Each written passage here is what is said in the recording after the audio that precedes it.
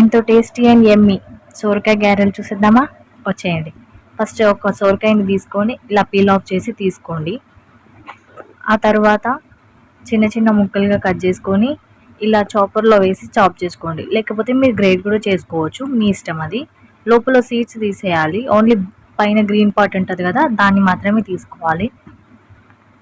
అలా లోపల సీడ్స్ అన్ని తీసుకొని ఇలా చిన్నగా చాప్ చేసుకొని చాపర్లో వేసుకొని మరి చిన్నగా చాప్ చేసుకోండి. ఇలా చేసుకున్నాక ఒక బౌల్లో వేసుకొని అందులో తగినంత కార్న్‌ఫ్లోర్ వేసుకోండి. మీ దగ్గర రైస్ ఫ్లోర్ ఉంటే రైస్ ఫ్లోర్ అయినా వేసుకోవచ్చు. ఇంకా హెల్తీగా తినాలంటే రాగి ఫ్లోర్ కూడా వేసుకోవచ్చు, అది మీ ఇష్టం. బాగా మిక్స్ చేసుకోవాలి. వాటర్ ఏం యాడ్ చేయొద్దు, ఇలాగే మిక్స్ చేసుకోవాలి. సోరకాయలో వాటర్ ఉంటాయి కదా, అది సరిపోతుంది. ఇలా బాగా మిక్స్ చేసుకున్నాక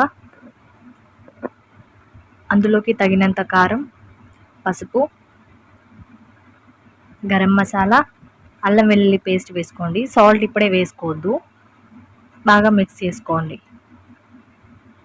సాల్ట్ ఇప్పుడే వేసేస్తే అది నీళ్ళూరి బాగా లూజ్గా అయిపోతుంది పిండి, అందుకని లాస్ట్లో వేసుకోవాలి సాల్ట్. చిన్నగా చాప్ చేసుకున్న ఆనియన్స్, చిల్లీస్ కూడా వేసుకొని బాగా మిక్స్ చేసుకోండి. ఈ స్టేజ్లో మీరు సాల్ట్ వేసుకోవచ్చు. ఈ కన్సిస్టెన్సీలో కలుపుకోవాలి పిండిని.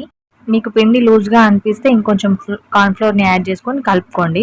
ఇలా డీప్ ఫ్రైకి ఆయిల్ చేసుకోండి. మీరు షాలో ఫ్రై కూడా చేసుకోవచ్చు, అది మీ ఇష్టం. ఆయిల్ హీట్ అయిన తర్వాత ఇలా చిన్న చిన్న గారెల్లా ఒత్తుకొని ఆయిల్లో డీప్ ఫ్రై చేసేసుకోవడమే. లో ఫ్లేమ్లో పెట్టి ఫ్రై చేసుకోండి. ఒకవేళ మీరు గ్రేట్ చేసుకుంటే హై ఫ్లేమ్లో పెట్టి ఫ్రై చేసుకోవచ్చు. ఇలా కలుపుతూ వన్ సైడ్ గోల్డెన్ బ్రౌన్ కలర్కి వచ్చాక నెక్స్ట్ సైడ్ టర్న్ చేసుకోవాలి. లో ఫ్లేమ్లోనే పెట్టి టర్న్ చేసుకోండి. ఆ తర్వాత ఇలా క్రిస్పీగా అయిన తర్వాత గోల్డెన్ బ్రౌన్ కలర్కి వచ్చేసాక తీసి ప్లేట్లో సర్వ్ చేసుకోవడమే. అంతే, ఎంతో టేస్టీ అండ్ యమ్మీ గారెలు రెడీ.